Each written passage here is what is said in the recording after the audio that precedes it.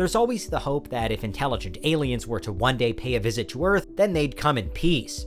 But not every extraterrestrial eventuality is quite so friendly. If the history of human expansion and conquest is any indication of how another being would behave, then we'd better anticipate a more violent invasion.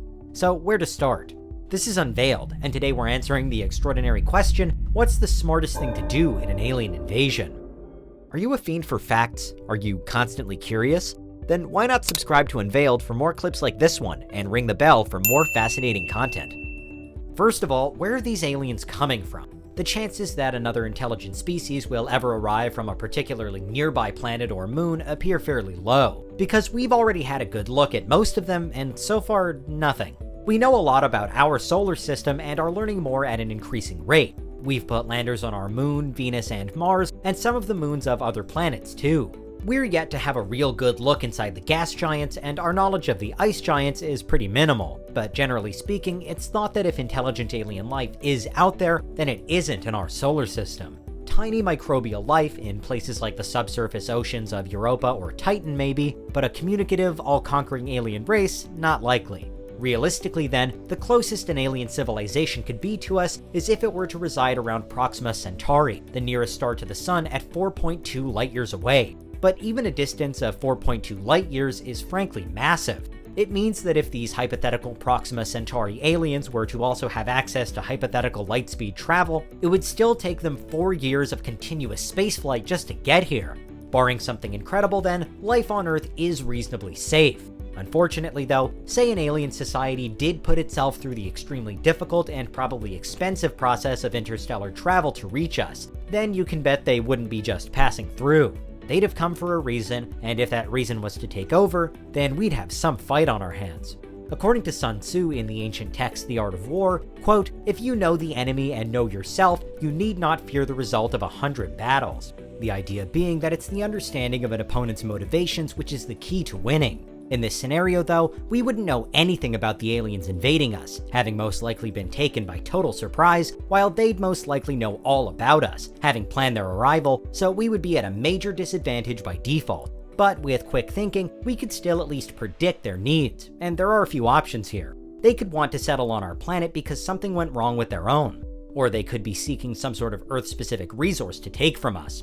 Or Earth and the solar system might be just the latest in a long line of worlds all across the universe that these invasive alien overlords are capturing as part of their ever-growing intergalactic empire. The fact that they were physically here would immediately force us to question why and to react accordingly. The blockbuster Hollywood movie answer is usually a simple one: fight back, prepare all our armies, load up all our weapons, and let them have it. In the real world though, this type of resistance really could be futile. Let's look at the advantages and disadvantages. First, humans have the home field. We live on our own planet with all the resources we need to survive for the long term.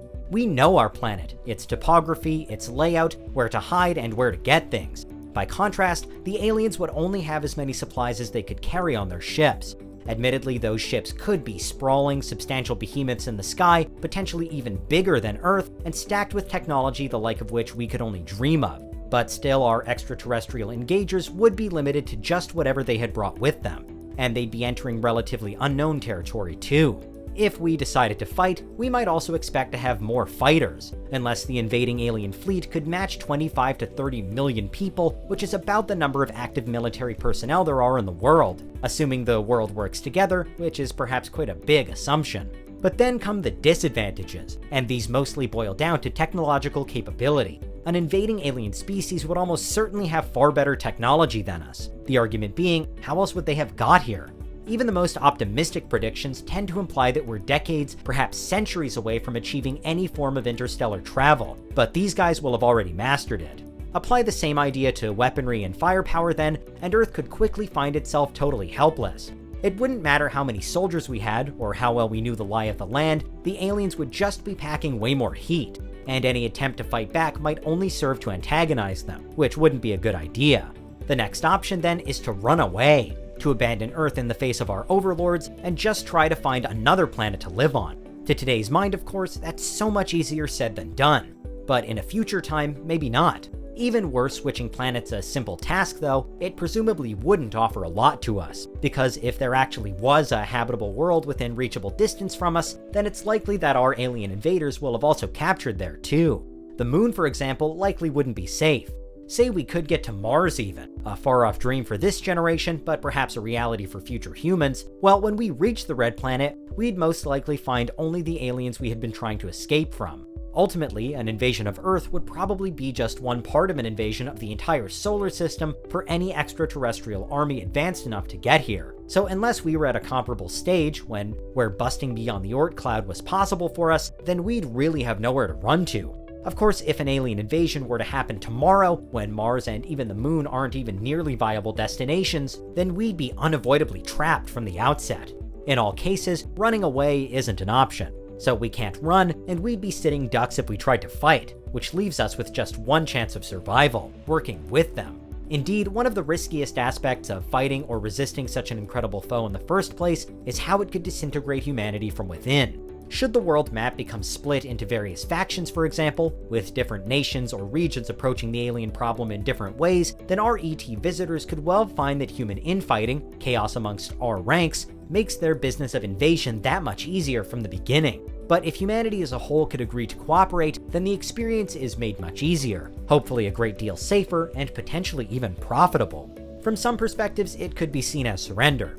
But there's wisdom to this white flag, because if the aliens want our planet for whatever reason, but we still need it to survive, then a cooperative stance at least ensures humanity's continuation.